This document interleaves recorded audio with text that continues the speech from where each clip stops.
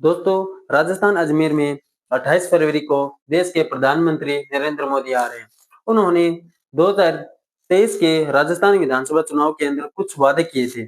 आपको वो वादा याद दिला दूं दोस्तों, आप इस वीडियो में सबसे पहले मैं देख सकते हैं। राजस्थान के नौजवानों को वादा करता हूं, नौजवानों मुझ पे भरोसा करना। ये पेपर लीक माफिया का पाताल में भी जाकर उसका हिसाब किया जाएगा। मैं आपको भरोसा देता हूं, नौजवानों के भविष्य के साथ जिसने खिलवाड़ किया है, ऐसे पेपर लीक माफिया को छोड़ा नहीं जाएगा। उन्हें कड़ी सी कड़ी सजा दिलाई जाएगी। देखा दोस्तों, किस प्रकार 2023 के विधानसभा चुनाव के अंदर कुछ वादे किए थे। वो वादे ये हैं। उनका कहना है कि हम पेपर लीक माफियाओं को पाताल लोक से भी ढूंढ कर उन्हें हम कड़ी से कड़ी सजा देंगे। अब आप सोच सकते हैं दोस्तों, क्या ये वादे पूरे किए? जो पेपर लीक थे, पेपर लीक तो छोड़ो, अब जो ओमर घोटाला है, अगर इसी पर कड़ी से कड़ी सजा दे देना तो भी युवाओं को भरोसा हो जाए कि वास्तव में सरकार ने जो वादे किए थे वो पूरा कर दिए। लेकिन नहीं दोस्तों, आप सबसे पहले शिक्षा मंत्री का जो बयान है वो जरूर सुनिए दोस्तों। आप देख सकते हैं इस वीडियो के अंदर। 72,000 पदों को भर पाए हैं, क्योंकि कुछ प्रमोशन से भरे हमने और कुछ सीधी भर्ती से भरे हैं। तो लगातार हम पद भर रहे हैं, लेकिन कांग्रेस ने पदों को नहीं भरा। इसके कारण से हमारे बच्चों की शिक्षा बाधित हुई और कई दोस्तों, शिक्षा मंत्री जी कह रहे हैं कि हमने 17,000 से ज्यादा शिक्षा विभाग के अंदर पद भर दिए। तो अब आप बताइए दोस्तों, 10,000 की भी अगर भर्ती आई है ना, तो धोखा नहीं होता है बेरोजगार युवाओं को। यहाँ तो 17,000 पद भर दिए। अब पता नहीं कहाँ कहाँ से ढूंढ कर कहाँ से लाकर इन्होंने भर दिए 70,000 पद। और यही नहीं दोस्तों, बेरोजगार युवाओं की इस तरीके से बेइज्जती की जा रही है। और वो बेइज्जती कौन कर रहा है? हमारे शिक्षा मंत्री मदन दिलावर जी खुद कर रहे हैं। उनका कहना है कि 10,000 रुपया दूंगा अगर कोई पशु चराए तो। जी हाँ दोस्तों, आपने सही सुना। यही नहीं, उनका लगातार एक वीडियो है, मैं वो लास्ट में दिखाऊंगा। पर सबसे पहले दोस्तों, उनका कहना है कि अगर कोई पशु चराएगा तो उन्हें मैं 10,000 रुपया दूंगा।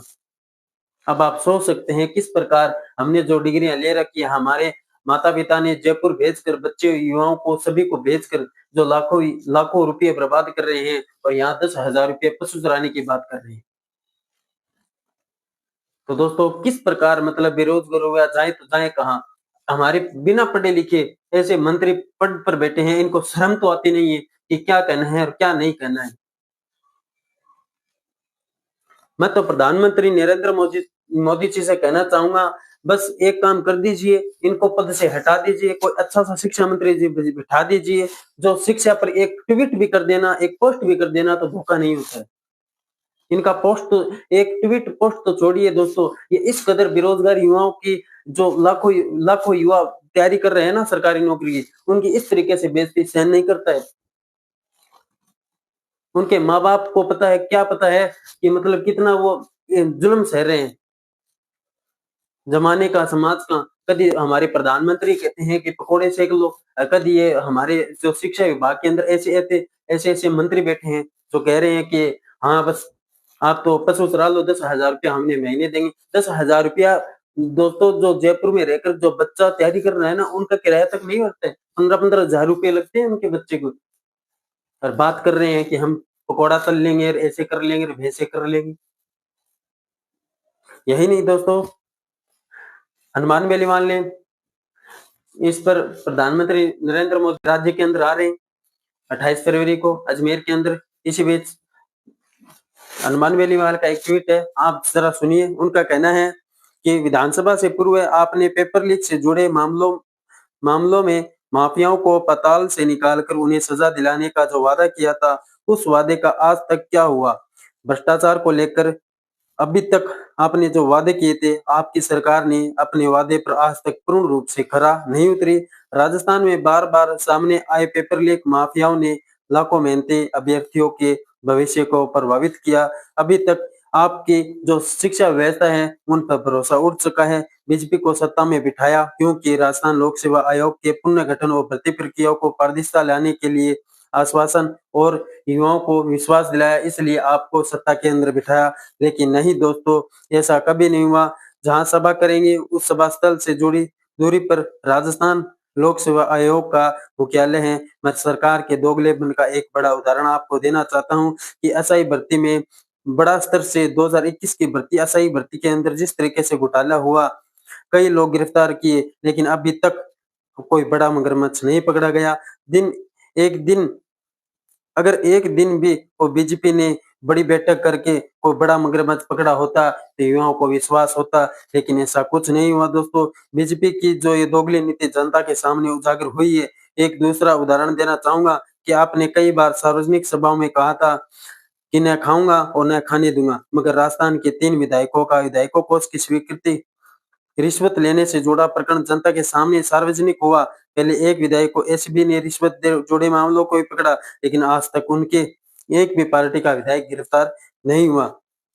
राजस्थान का युवा आपसे पूछना चाहता है कि राजस्थान में हुए पेपर लीक मामलों में मगरमच्छों पर सख्त और समयबद्ध कार्रवाई कब सुनिश्चित होगी और राजस्थान लोक सेवा आयोग के पुनर्गठन पर स्पष्ट रूप से कब रोड मैप दिया जाएगा। ऐसे भ्रष्ट और विधायकों पर कब कार्रवाई होगी जिनका भ्रष्ट आचरण जनता के सामने उजागर हो गया है। और यही नहीं दोस्तों, राजस्थान पुलिस एसआई भर्ती 2021 को लेकर केंद्र सरकार का क्या स्टैंड है। और यही नहीं दोस्तों, हमारे देश के प्रधानमंत्री जिस प्रकार जुमलेबाजी करते हैं, आज जिस तरीके से 2023 की विधानसभा में कहकर गए थे हम बड़ा स्टैंड लेंगे और पताल लोक से निकाल कर पेपर लीक माफियाओं को और हम उन्हें जेल में डालेंगे। पेपर लीक माफिया को तो छोड़िए, हमारे देश के प्रधानमंत्री जी से मैं कहना चाहता हूं कि पेपर लीक माफिया को तो छोड़िए, आप जो ओमआर घोटाला कर्मचारी चयन बोर्ड के अंदर किया है और दो ढाई साल के अंदर जिन्होंने इन्होंने जो घोटाला किया है उनको जेल में डाल दीजिए, वो आप पर भरोसा ऐसे ही कर लेगा। लेकिन नहीं दोस्तों, ऐसा कुछ नहीं हुआ।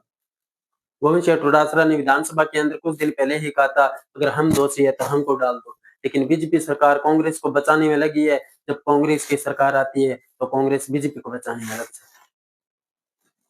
अब आप कमेंट बॉक्स में जरूर बताना दोस्तों। और यही नहीं, हनुमान वेलनीवाल ने कहा है कि हम काले झंडे दिखाने का काम करेंगे अगर वादे को पूरा नहीं किया। और हनुमान वेलनीवाल ने कुछ दिन पहले ही कहा था कि हम बड़ा आंदोलन करेंगे। अब देखना यह है कि हनुमान वेलनीवाल क्या सच में बड़ा आंदोलन करेंगे या नहीं करें। और अपने कमेंट बॉक्स में जरूर राय देना। धन्यवाद।